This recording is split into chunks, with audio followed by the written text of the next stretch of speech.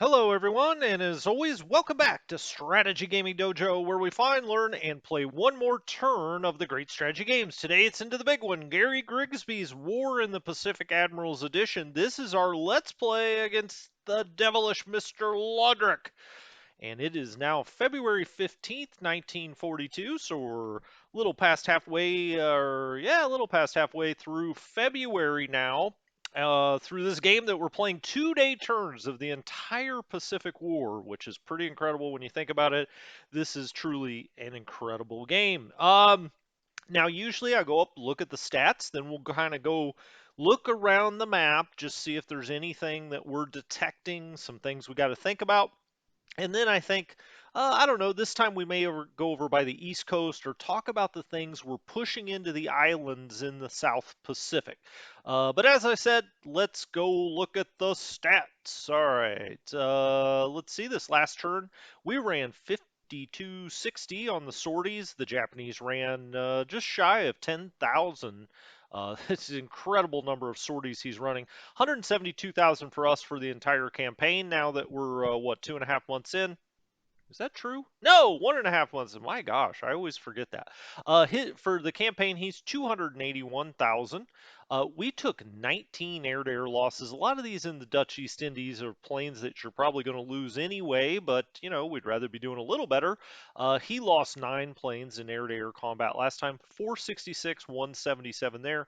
Destroyed on the field, nil and nil. Destroyed by flak. We got one of his, as far as we know. 70-12 on that. Operational losses, he took 10, we took 8. Again, we've talked quite a bit about operational losses, but you know, he should be taking some. He's running a lot of dangerous bombing missions over towns and whatnot, or units where we have flak. If those planes get shot up, they can't make it back to base. Operational loss it is. Political points, 975. We've got a lot of political points, and we can certainly buy something out with those. I think I have an idea, and maybe if we look at the U.S. West Coast this time, um, I will purchase one of those and pull them out. What does that mean? Well, political points in this game, they're most of your units are locked, kind of where their headquarters are locked to, but you can switch headquarters, and to do that, you spend what are called political points. You can also change leaders, etc. Japanese score 13,617. Okay, we have 7,513. I would say he's running a little ahead of schedule. As you might imagine, he should be ahead at this point because in 43, 44, 45, we should be racking up points. So he's got to get a big lead on us. Um, I think he's, you know, I say quite a bit. He is ahead of where I would want him to be, certainly ahead of where I'm used to, you know, other players being. That being said, it's not out of our grasp by any stretch of the imagination. Right now, the game would show him at a major victory because he does have us, you know, about 1.7 or 1.8 to 1. We currently control 495 bases. Lodrick, the Japanese, control 342. We've lost 857 points because of planes that we've lost. He's lost 512. We've lost 6,252 points on the ground as he's just chewed us up in various places. He's lost 120 points. Allied ship sunk. 366. We're only showing 6 sunk for him. And let's go see what we had sunk last turn. And it was simply the tanker, the Peak, which was worth 15 points. And you always hate to lose a tanker. I feel like sometimes they're a little overpointed in this game. You got to be really careful with them. Um, we have a lot of them. I mean, we have probably more than enough. But this is one of the lower value ones. Many tankers will be up over 30 points a piece, and so you got to be really, really careful with your tankers. But we only lost one ship last time. As far as we know, the Japanese did not lose any. Did we get an ace? Give me an ace. No, we still didn't get an ace. This is a listing of our pilots. Many of the ones up on this list have been killed in action or in some cases missing in action. You can also see, what branch they're in, what nationality, what branch, the type of aircraft they're generally flying, what squadron they're in, etc.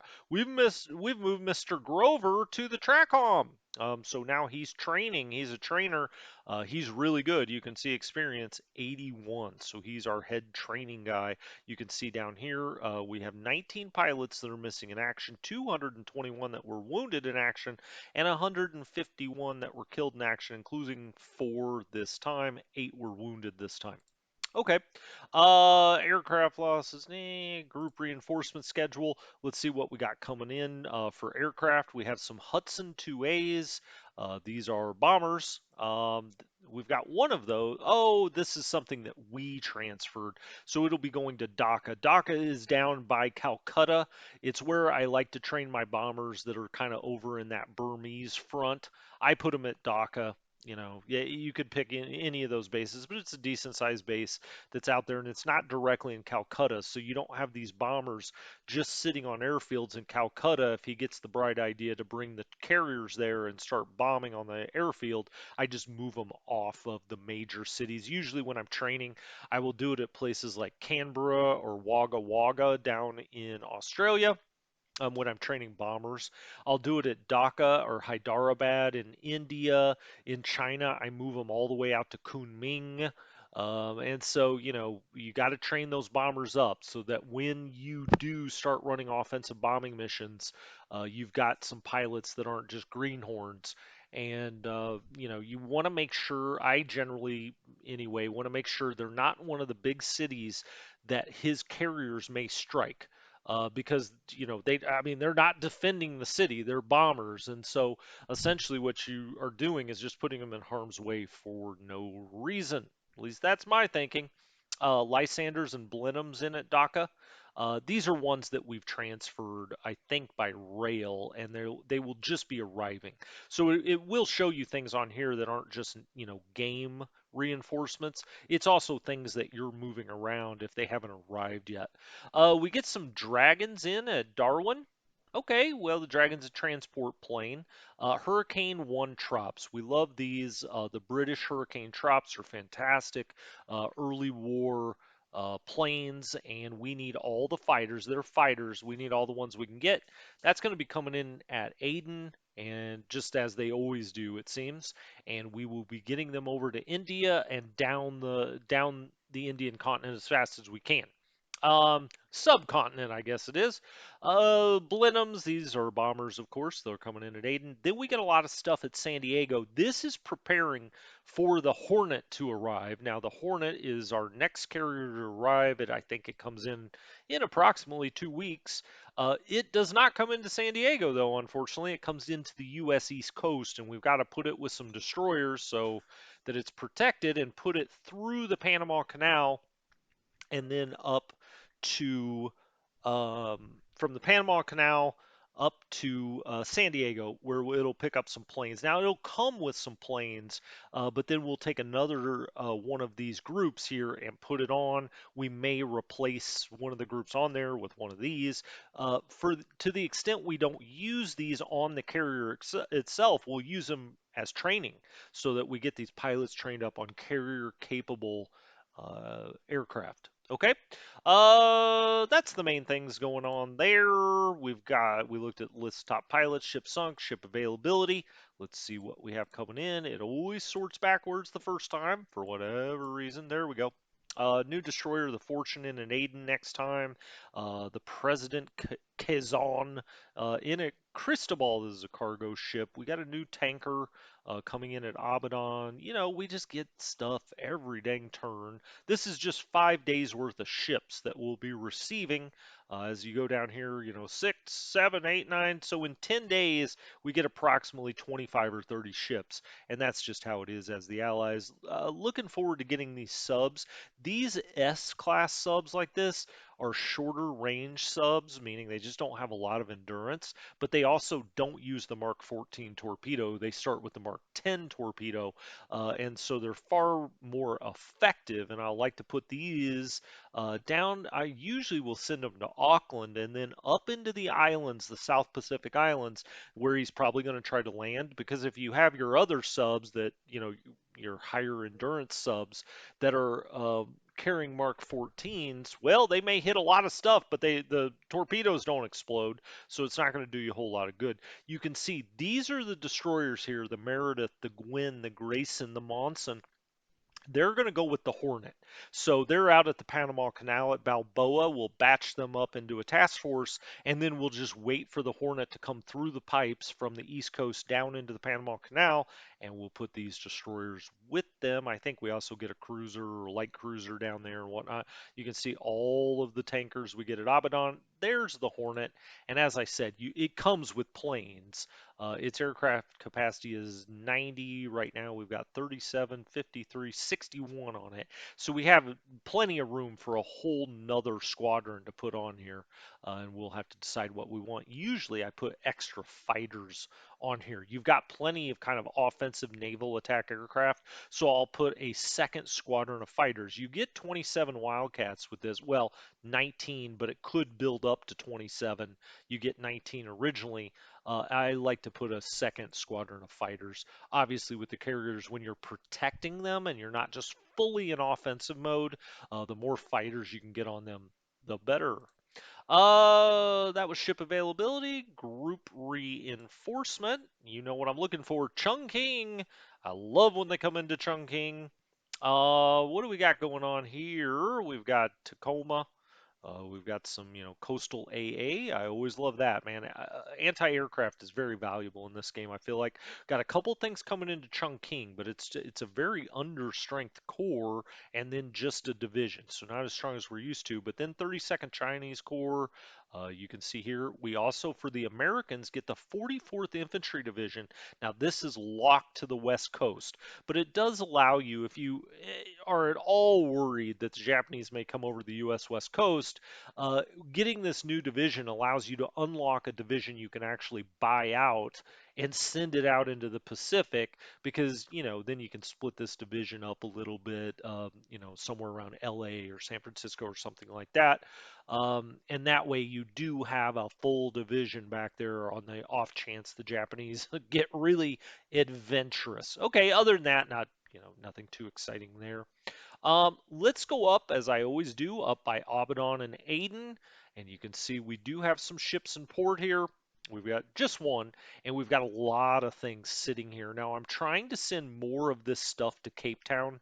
We have got India loaded up to the gills. Now, that can evaporate should he bring, multiple carriers up here and kind of, I don't want to say blockade India, which would almost be impossible, but really kind of shut down a little bit. But if you look at Bombay, just in Bombay, we have 600,000 tons of fuel and 230,000 tons of supply.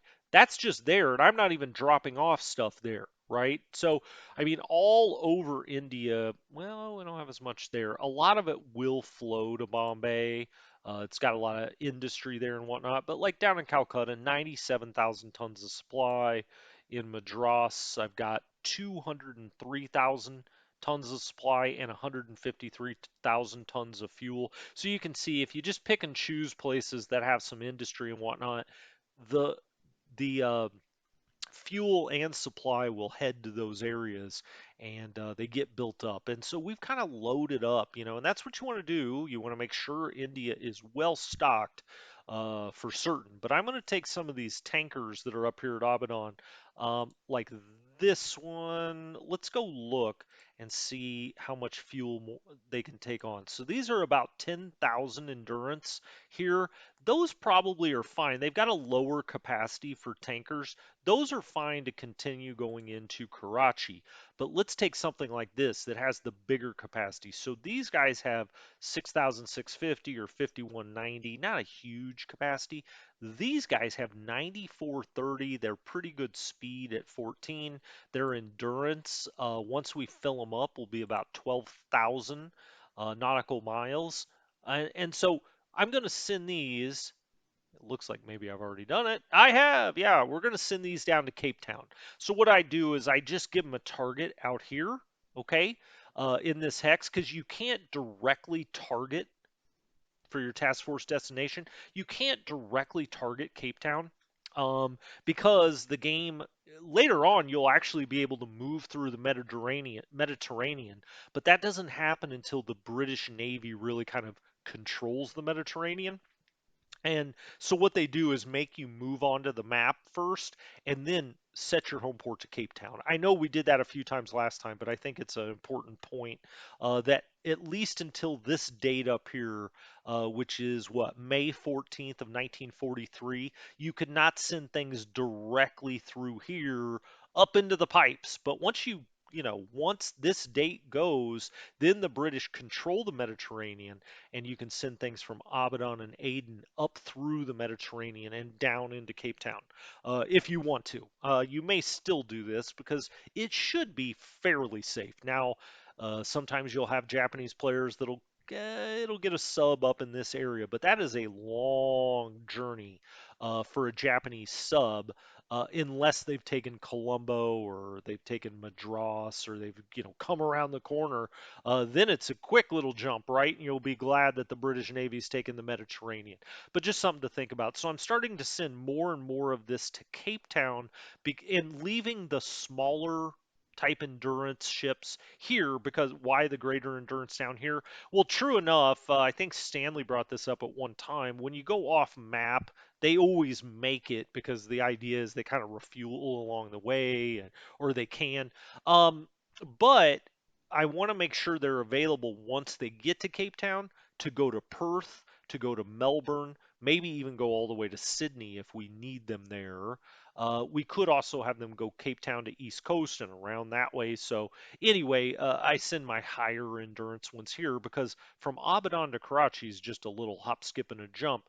Even if you go down to Colombo, it's not much. I would never, well, I say never say never, right? But I hardly ever send a ship all the way from Abaddon and Aden directly to Australia. It's a long journey.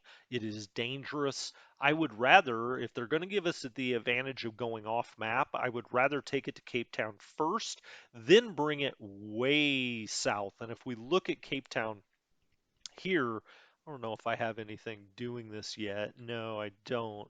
But let's just for fun, let's say we set the Bishopdale for Melbourne.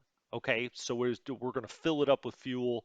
We would dock it, load fuel, and we're going to send it off to Melbourne. Now that is a long journey. It doesn't have enough fuel to make it, but the point here is when something comes on the map from Cape Town going to Melbourne, it does it all the way down here. I mean, literally, you can see the icon for the game on the map. If you look up here, look how far south of just, Perth this is. This is a really safe route. I would never want to say anything is completely safe. He could always send a submarine down here, but it's very rare. And so, especially with the Australian troop loads, I like to have them come onto the map just barely, get them immediately back over here into the black to Cape Town, have them, do a minimum refuel or something at Cape Town, then send them to Melbourne. And the chances that he's going to get a sub down here at just the perfect time to get one of your troop transports, now it takes a long time. I understand that, and there may be times where you've got something far more urgent, and of course you got to do what you got to do. But that's how I like to do it anyway. So anyway, we've got more ships there, uh, Karachi or Cape Town. That's where all of them are going. Every once in a while, I say every once in a while, early in the game, I'll send quite a few to Colombo. But once the game gets going, really, I would rather do Bombay to Colombo. It just cuts off some time or it cuts off some danger, right? This is a dangerous run. This is like the Kessel run in Star Wars. Bombay to Colombo. I mean, he's going to have subs out here every once in a while. His carriers are going to come over, as we may see at some point. And we saw earlier on Colombo, but sneaking the carriers up here or subs or battleships, whatever. So you kind of want to pick your moments. You want to wait till the carriers come over, see what they're up to. Once you think they've withdrawn back to Singapore, which is usually where the Japanese are going to base those at this point in the game, then you run them down from Bombay. Now at this point we're pretty good at Colombo, 136,000 tons, but you never have enough here because once he gets his carriers over here, if he takes Rangoon for instance and he starts basing carriers out of Calcutta or Rangoon or something like that, or even Singapore's not that far away. Once he can get up here in a couple of turns and choke this off, you never want to get in a situation that you lose Ceylon because you didn't get enough supply in there. So always try to get some in there from time to time, and I usually do. I have a destroyers up in this area. We've got things, quote unquote, things moving around here in Bombay. We've got just level bombers, but I'm going to move some fighters down here. I think I've got some in Karachi. No, doo-doo-doo-doo-doo. I had no fighters here. Well, that explains some things. Okay, Madras, we've only got the PA there. We just have not gotten very many fighters on the map. We've got one squadron here of Hurricane 2A Trops at Colombo. You always want fighters at Colombo and Rangoon. Secondarily, then Calcutta and Madras. Third choice, Bombay and Karachi. And those are the main places where you would have fighters up because that's where most of your ships are going to go.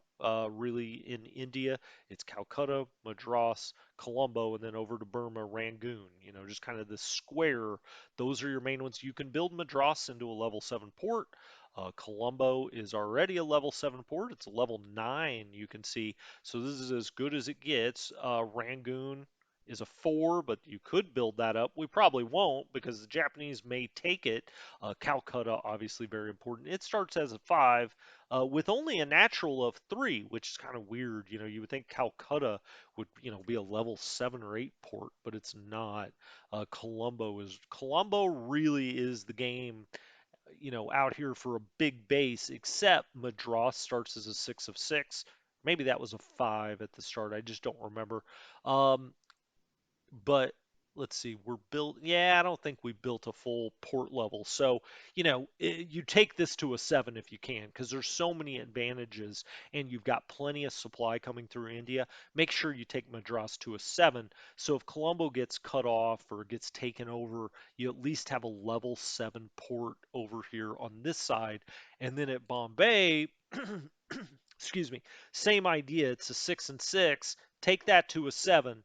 And so you have 2 Indian level 7 ports on India itself. Then you have one in Colombo. But this is obviously, as an island, much more exposed to his pressure from the carriers. You can't get supply and fuel out here unless you can get ships out here. So just always keep that in mind. Let's see. Cape Town. What's going on in Cape Town? We have 38 ships in port here. Let's sort by type. We've got 2 battleships, the Ramillies and the Resolution, 2 destroyers. Got a lot of tankers out here. We've got some transports. We got cargo. I can't. Now, this was my fault. If you look at the fuel, we're down to 58.27. That's why I'm starting to divert a lot of fuel to Cape Town because it's just wasting turns having all of these cargo ships that could be taking fuel to Australia. They're just sitting here. Why is that? They can't refuel. Now, we could take a few of these that already have enough and, sort them by speed. You could get off of all ships and just go to the AKs. Okay. And now we've got them sorted by speed and see who already has fuel to get there. So we've got some 13s, we've got some 14s. Maybe batch these up into 2 ship task forces, fill them up with, this one maybe fuel, this one maybe supply or something. Then we have more down here. This is a big cargo ship, 6,400.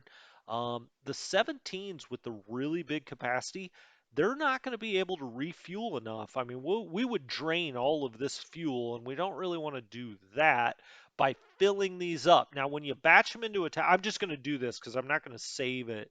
Let's take all of these 17 speed ships and let's put them in a cargo task force.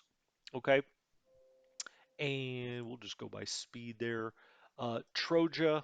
Marisso, Slaughterjik, Slomalik, Longquest. Yeah, I don't speak Dutch. Um, this one's a 17, and he's got quite a bit of fuel. The Ariadne Bowler. Now, always remember the other ships in a task force will borrow fuel from this one if he's got enough fuel.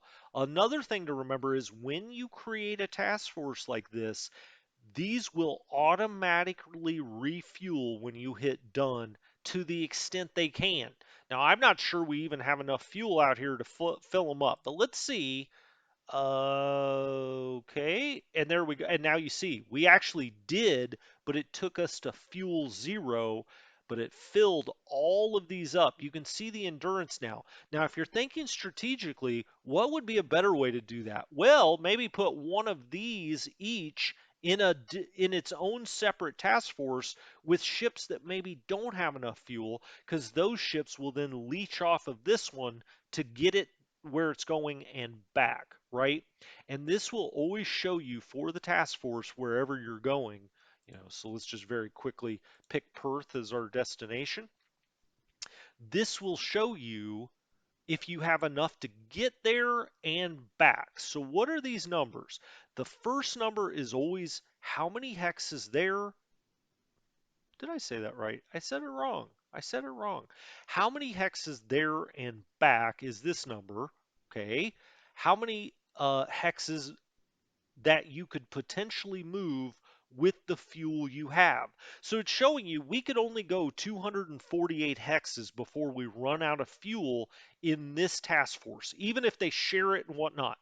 We need to go 278 to go to Perth and return to Cape Town. Now, what's this number that's in green? So it'll show you that in red when you can't make it, okay? And the last thing you want to do is run out of fuel, because then you just move one hex at a time. Blah, that's awful. What is this green? This is just to get there. So it's only 130, only 139 hexes to Perth, 278 for the round trip, which makes sense, right? 139, 139, 278. So we could get there in green. We could put this on a minimal refuel. This is telling you what uh, refuel that you want when you get to your destination. So when we get there, we're telling it minimal refuel. What does that mean? It will give you enough fuel at Perth that would get you back to Cape Town plus 10%. All right. Tactical refuel, I believe, is 50%. Full refuel is 100% to get you back to Cape Town. Well, when you're coming from a place like Cape Town and going to Perth, you don't want to steal their fuel. You're trying to dump fuel in there, right? And so, at most, really, I never want to go beyond minimal refuel at a destination where I'm dumping. And everything out of Cape Town's pretty much going to Perth or down in the Perth area. It could also be going to the other two ports down there, like Esperance or Albany, or it's going all the way to Melbourne. No matter the case, we don't want to steal fuel from Australia. What's the point of running fuel out there and then taking it all back just to get us back to Cape Town? So, just always something to keep in mind. Okay, there's my big tip this time. If we look over in China, um, we're surrounded. This group, this stack out here is surrounded. We watched them get bombed time after time, right? But now he's got us a bit surround. I say a bit. He's got us surrounded. I'm not sure how to get them out of here. I've been trying to get them out of here forever. They're down to an assault strength of 87. So they may actually just surrender when they get attacked this time. He's in our hex. We probably haven't talked enough about the ground warfare in this game. Um, and how it works. We're in a hex with him, but these hexes are fairly big, right? I mean, they're 46 miles, I believe. No, is it? It's 40 miles, 46 kilometers, I believe, these hexes. Or are they 46 miles? Gosh, I just can't write. It's around that. I always think of them as being 40 miles, but I think they're actually 46. If we look at their movement, yeah, 46 gets you to the next hex, but I can't remember if that's kilometers or miles. I always forget. It's probably kilometers, right? Well, anyway, it generally, if nobody's in a hex with you and you've got it on move, now we don't, but if you have it on move, it would take you approximately 3 days to go across one hex. You kind of go at about a speed of anywhere from 12 to 16. So I guess it's 3 to 4 days to get all the way across to hex. A normal unit on move anyway. Now, of course, that's different if it's cavalry or armored. They'll move faster. I will refer you to the rule book. But an infantry group is going to run, it's gosh darn it. I should have looked this up before the episode. I apologize, guys. I think maybe it's actually eight. I think it's maybe 8 miles or kilometers a day. So per turn for us doing 2 day turns, it's going at about 16. I think they march at about 8 miles per day, but I thought it took about, maybe I'm thinking it takes 3 turns to get across to Hex. But anyway, the point is, um, you do not want them in move if they're in a hex with the enemy. Okay, so we're in the hex with the enemy, and you can see we've switched to combat for the operations mode. We'll want to make sure and just click that, set all to this operations mode combat. Because if they're on move mode, they're much more vulnerable to an attack. You'll lose a lot more. So, if you're worried he's going to jump into your hex or if he's already in your hex, get him off move, put him on combat. Now, that does not mean they won't move. They just move slower when they're in combat mode. And so, move mode is faster, mode is going to be slower. Now, it'll tell you if you're in the hex with the enemy. You're like, gee, thanks, game. I can see that, but it does light it up in red for you. Same deal here. These guys are now in a hex with the Japanese. We will want to make sure, well, they don't even, they're disorganized. So we can't even give them a new order. They've been bombed so much, artillery, they've been attacked. They're disorganized. You can't even give them any new orders. And in this game, you don't see that a whole lot. I mean, these guys are in bad shape. As you've seen, they get bombed turn after turn. In China, the really important force is this group. Look at this. This is the Loyang Cheng Chao group. And if we click on them, click on the flag down here to bring them all up, they have an assault strength of 3,152. They have 52,000 infantry and another 60,000 in support. I mean, this is 10,000 men out here, and we've been trapped. He keeps moving with us a little bit, which is one of the things in this game. You move so slowly that your enemy can really react to your movements on the ground. I'm trying to get him out of here, right? I mean, he's got a very strong army at Cyan. We know that. It's probably about the same amount of men as we have. We can't see now. I think at this point he had started to move some of this north, but we can't really go attack with the Chinese, not this early. Maybe later in the game we can, but we can't do it now. And so we've got to try to sneak him out of here. We also know we can't see them right now, but we know he has a strong army at Nanyang.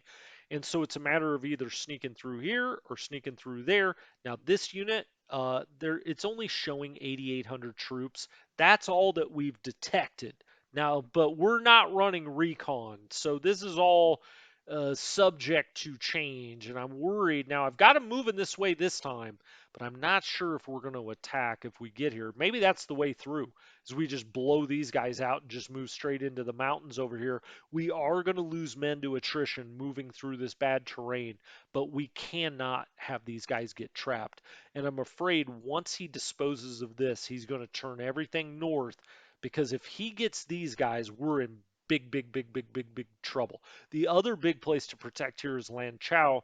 I've now pulled out, or I am pulling out of Yan'an, and I'm trying to get all of this to Lanchao. Also, reinforcements that are coming in down here at Chongqing. This is where you get your reinforcements. I'm trying to get them up to Lanchao. It's worth a lot of points. 300 to Japan, only 6 to us, but 300 to Japan. That's pretty big for him. Down here in southeastern China, here's our 2 units that just get bombed time after time after time. These ground stacks I'm trying to get up to Hanyang, and then I'm going to spread them out across here, and then also have kind of a mobile reserve back in this area. That'll also free up more supply. As you can see, we're in the red here. We do not have enough supply for all of these troops. We do have a strength of 2107 just here at Hanyang, which is really good. 1959 at Changsha. So we've got a lot of troops in this area, but we need to start kind of spreading them out. The last thing you want is to have that many troops at Hanyang, but for them to have very little fighting ability because they have no supply.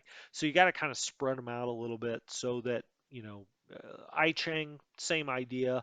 Probably put some guys back here kind of by the lake that can move up quickly, or put them up here at this proposed base, or even put them over at Ankang. Now, you don't want to get too light here. At I Chang, we have almost 3,000 combat value at the garrison. You really don't want to get much below 2,500 because he has got huge armies here. Now we're behind a river, we're in between rivers. That's why I Chang is so important.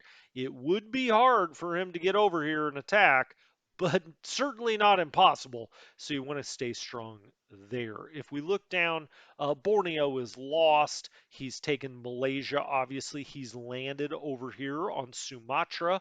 Bengkalis has been taken. He's about to take Sabang. He has landed here at T Town, as I'll call it. He's now landed at Samarang.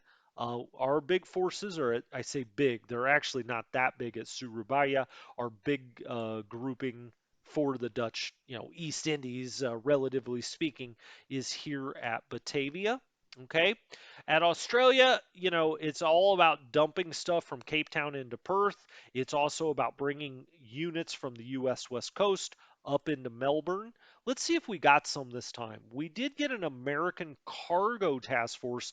Now, a lot of times people will say, don't send it all the way from the U.S. West Coast to Melbourne. Always bring things from the U.S. East Coast to Cape Town. Cape Town to Perth. It's just a lot safer. It's hard to navigate, and you've seen that we've gotten ambushed out here and lost things to subs and otherwise out here in the South Pacific. But sometimes you've just got to bring some stuff over, especially troops.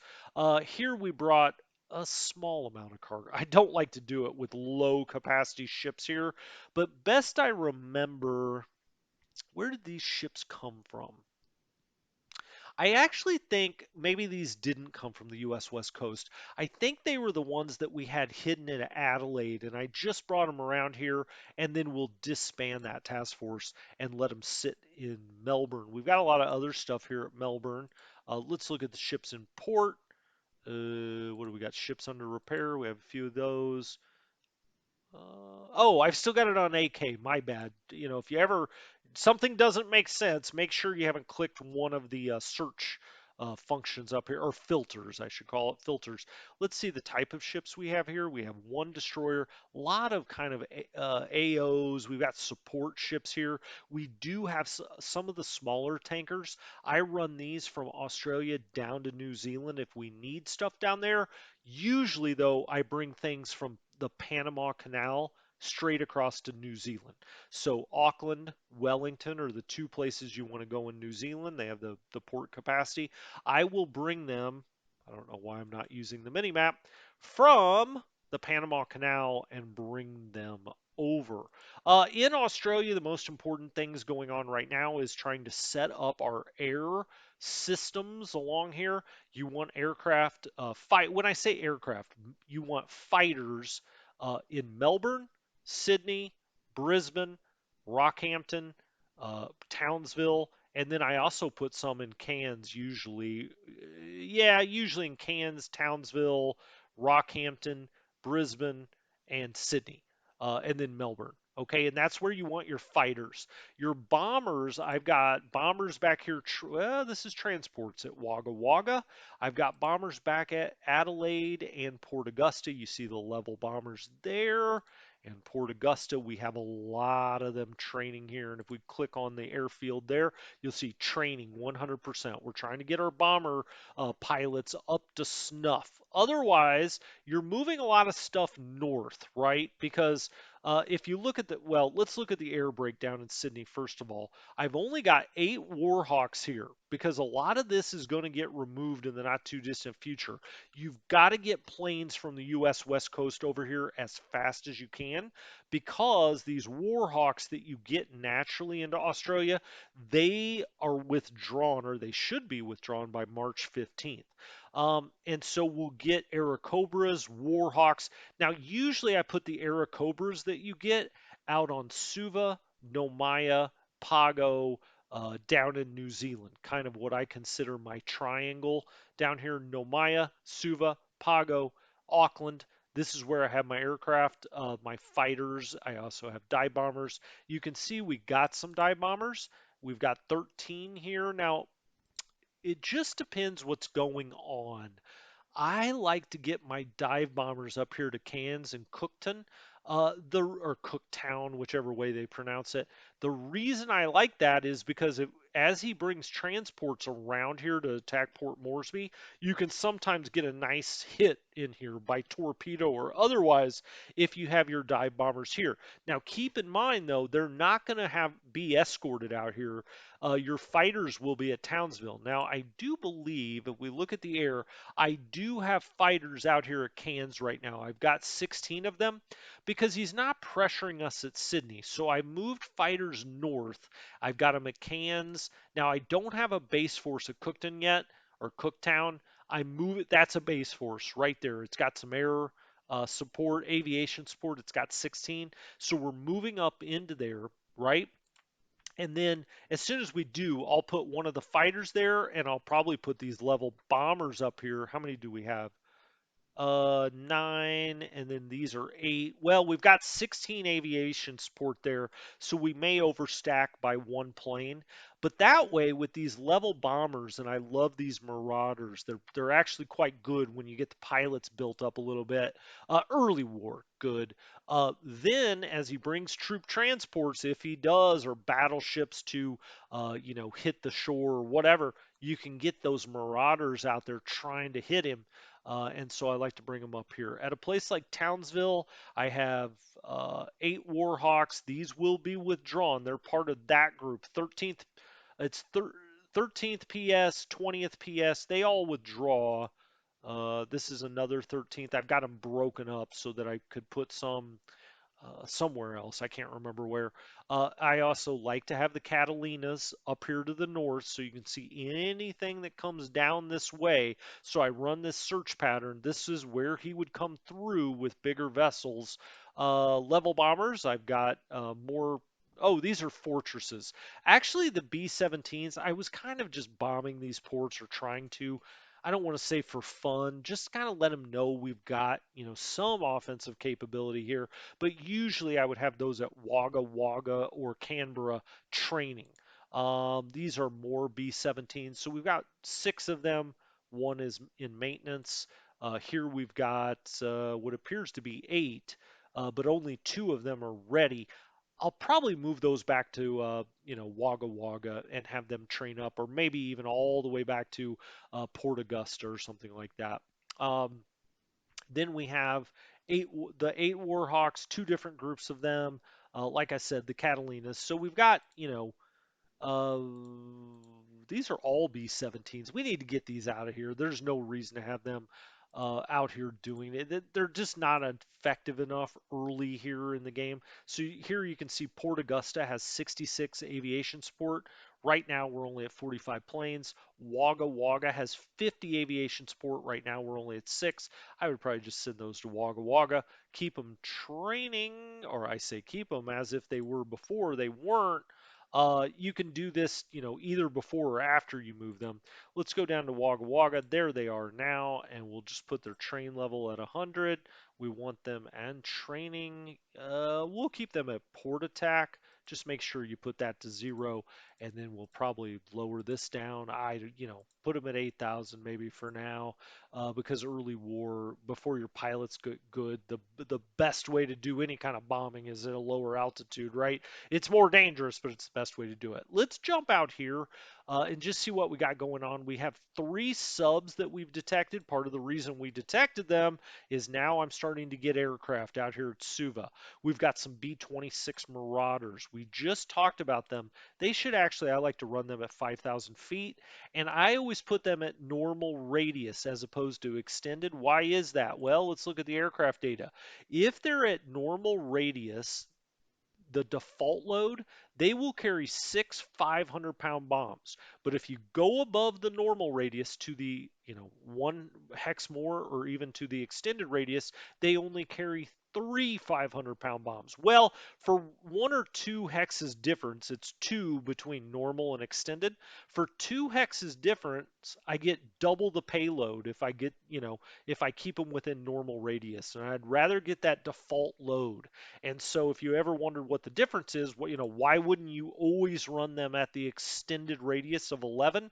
Why are you running them at 9? Well, because I double my payload by just giving up those 2 hexes. And out here, if you look, what else are we protecting? I mean, these guys are just protecting Suva or things that come by Suva, really.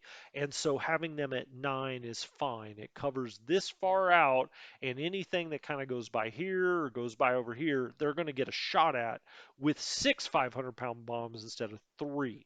So we're about to get fighters up here. I think on this transport, no, I've got second U.S. Marine Corps tank. Now I feel okay about bringing them in, even with this hive of subs, because we have 2 anti-submarine ships, the destroyer and the destroyer mine layer, that both have an ASW level. Now that's kind of taking it in at the minimum with 2 level 2 anti-sub ships. I've also got the Pensacola in here just in case any air power comes in here. Really, that would have to come from a carrier, which probably puts the Pensacola at terrible risk. But I did bring it out here. I may leave it at Suva. What's its AA capability? The Pensacola 508 on the anti-aircraft, which is actually quite good. So I may leave it here, although that does make a juicy target if he comes down here with carriers. But it does give you some anti-aircraft if you haven't gotten your fighters here yet. I will tell you, probably you never want to leave a capital ship like that, a cruiser, light cruiser, or anything above a light cruiser. You don't want to leave them at a port where you don't have fighters over the top of it. It's asking for trouble. It's asking for trouble. Okay, we got more things moving out here. We've got transports here. 193rd Tank Battalion is going to Melbourne. So this is an American unit that we're landing out there in Australia. You can see it'll curl up and around. I set the waypoint here. Usually Japanese players like to put their subs right over here. So sometimes I'll go around Tasmania, land them here. When they do, we'll get them heading north. I've got a lot of American units heading out this way. But I guess we're going to have to talk about that next time, damn it. I wanted to get to it. I always start over in India, and then we don't get out here and talk about all this stuff. Um, we'll do that next time. We'll work from east to west next time, okay? So anyway, Strategy Gaming Dojo. Talk to you next time. Have a great one, guys.